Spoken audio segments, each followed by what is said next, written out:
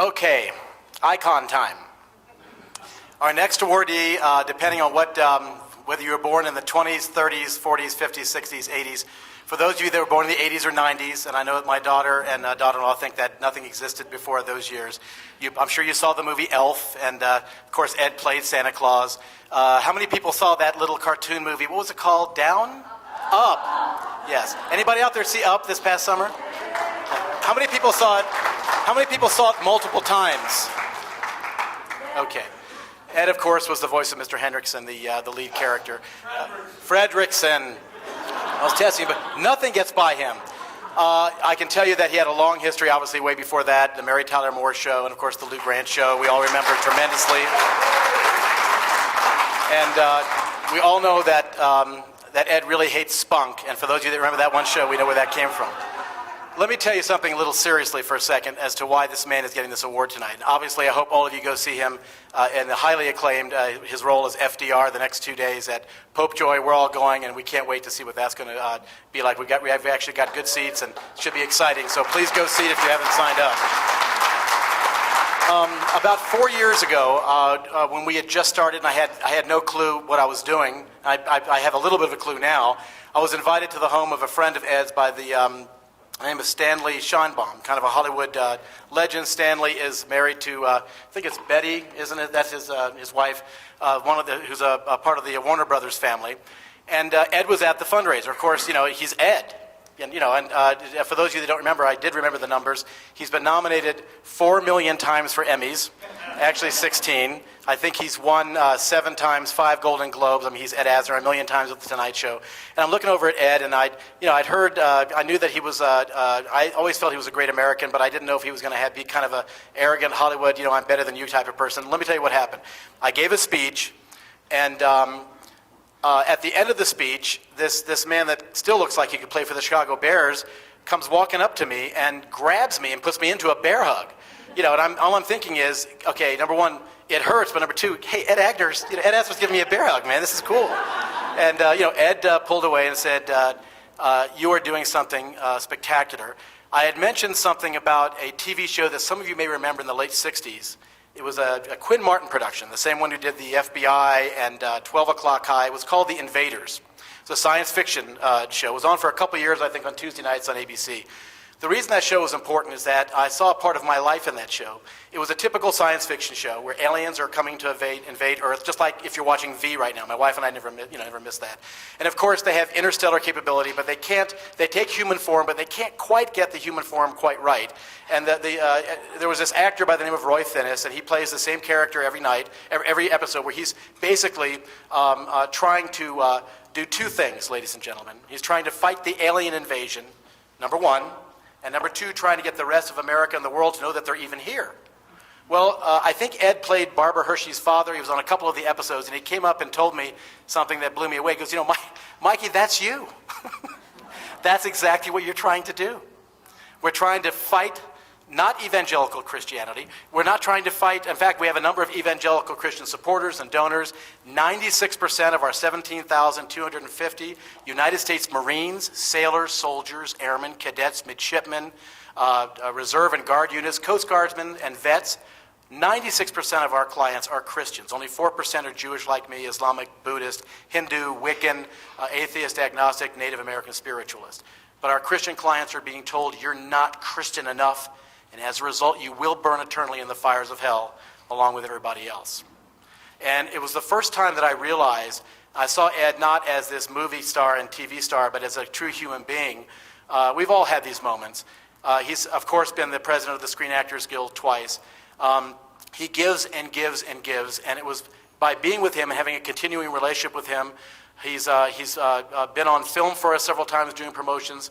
He always gives of his time, takes all my phone calls. When we found out of the blue that we actually got 2 Nobel Peace Prize nominations, I picked up the phone after telling my wife, who was in a state of shock, and during her paralysis of shock, I called Ed. It was about 6:35 LA time in the morning, and he picked it up and he said, "There better be a good effing reason that you're calling me." And when I told him, and I told him before I even told my children or my parents, it was a wonderful feeling. When you see someone who embodies what it means to be a human being on every possible level. For respect for you, no matter what your skin color is, no matter how tall you are, whether you may have a port wine stain on your face, whether you're a Green, a Democrat, or Republican, whether you're Iraqi or whether you're from the Congo. You think about someone that understands humanity and understands it in a way that is almost preternatural.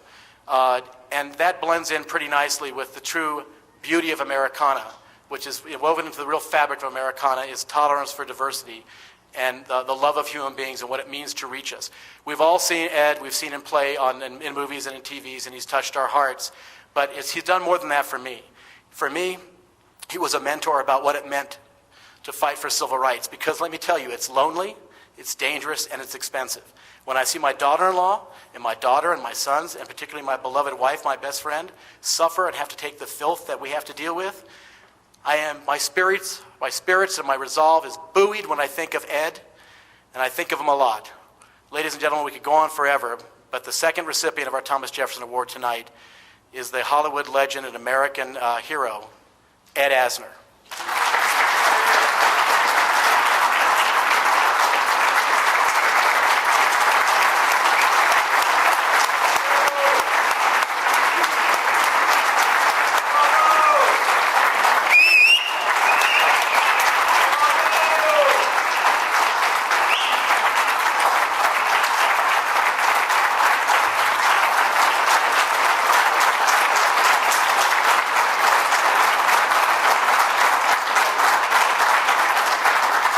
Thank you. Please sit. Please sit. You're too kind to me. My speech goes downhill from that ovation.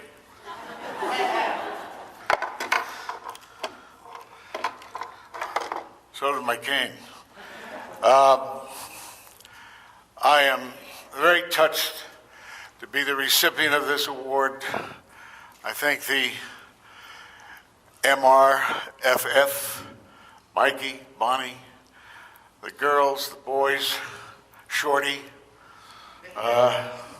New Mexico, Albuquerque.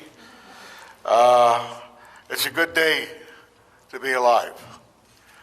And I would tell Celia that, to quote an old phrase, and I thought she was gorgeous, both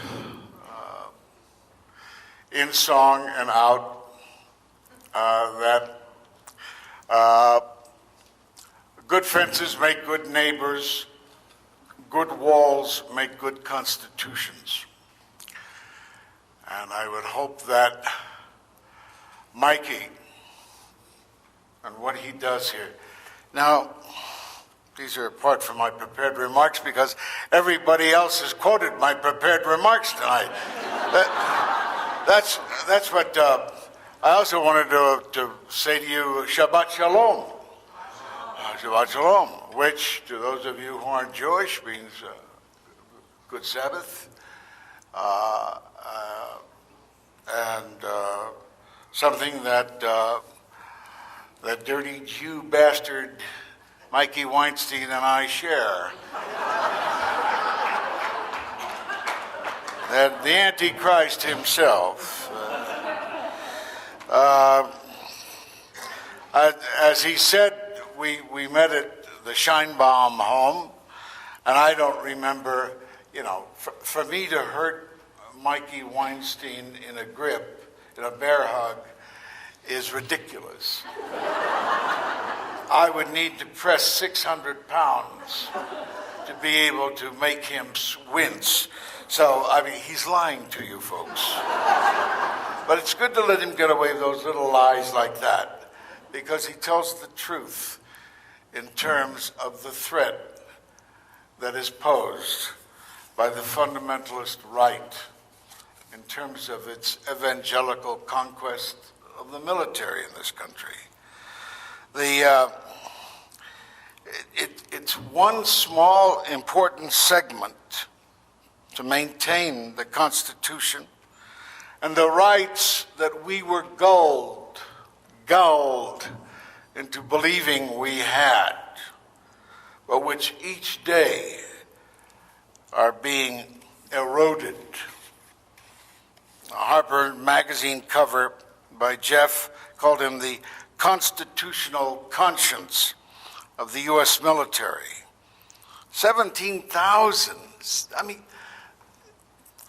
you know, in the service, people are there, and it's not a draft service, it's a voluntary service. And to have 17,000 come to him and his organization to ask to find relief from the pressure from the fundamentalists, that's an enormous task. And as I said, his is a small operation, but it is indicative of what is going on in this country in terms of challenging the power and the strength of the establishment.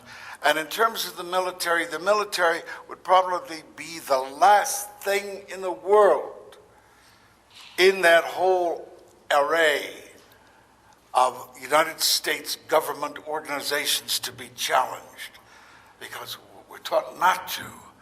I learned a long time ago that America itself is a religion. Foreigners come here to worship at the Temple of America. My parents came here to do that. Many other parents come here to do that. People sneak across the border, which Arizona won't consider anymore, to let their children be born here to worship in America. But that religion, that fanaticism carries a price, and it is a wedding between unquestioning religion in this case and unquestioning Americanism. The institution of under God was necessary to maintain that we were religious at one point, and I've always resented that. I don't, a little sidebar, for instance, I don't care that Mikey is a Republican. I mean, we all have our problems.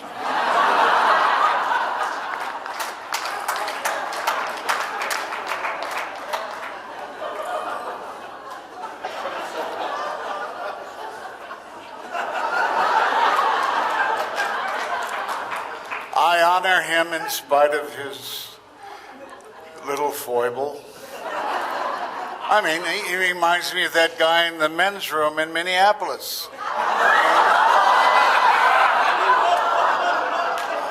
I'm sure that guy was a nice guy.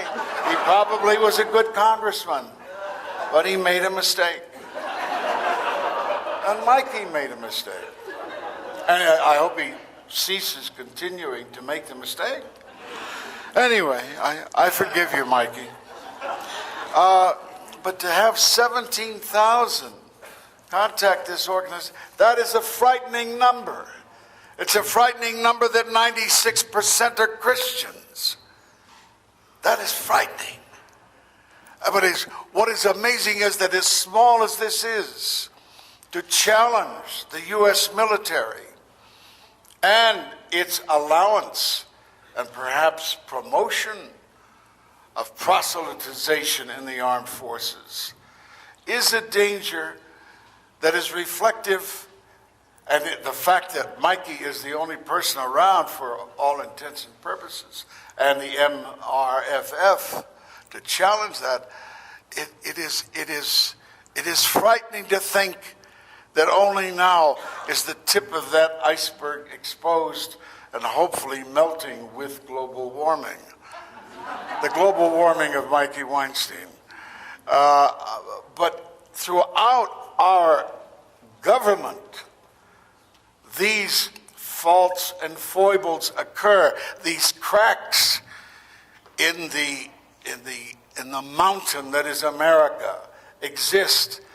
But the vast body of Americans, you cannot get that kind of percentage of Americans challenging any other area of government. Good God Almighty, people. We had a president and vice president, along with the New York Times, take us into an invasion of Iraq based on lies. And Americans have to realize they cannot allow their government to lie to them.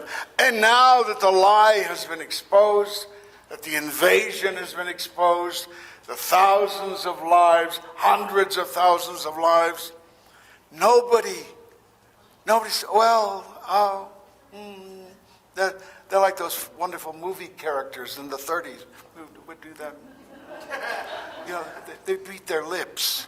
But nobody thinks of creating a military religious freedom foundation. We need 100 of these in all departments of life to check on our government, to blow the whistle. Whistleblowers are not encouraged in this country. They are stopped. They passed a law, but I think the law is constantly subverted. We have to begin promoting that individual citizenry that can rise up and fix the cracks in the rock that is Colombia.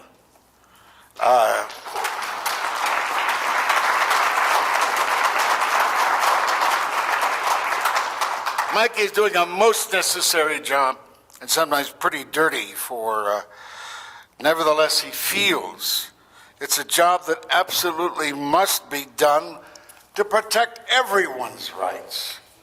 And of course he says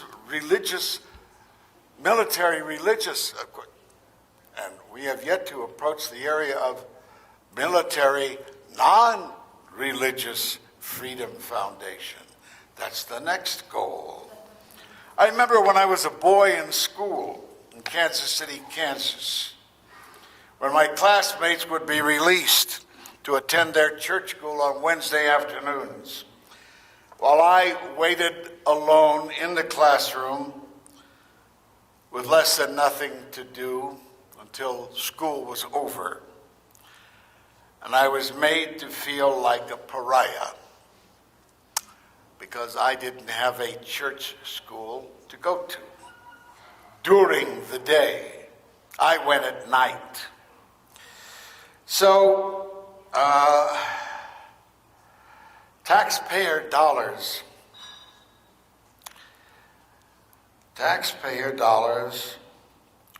of all faiths and non-faiths paid to keep that school open and secular.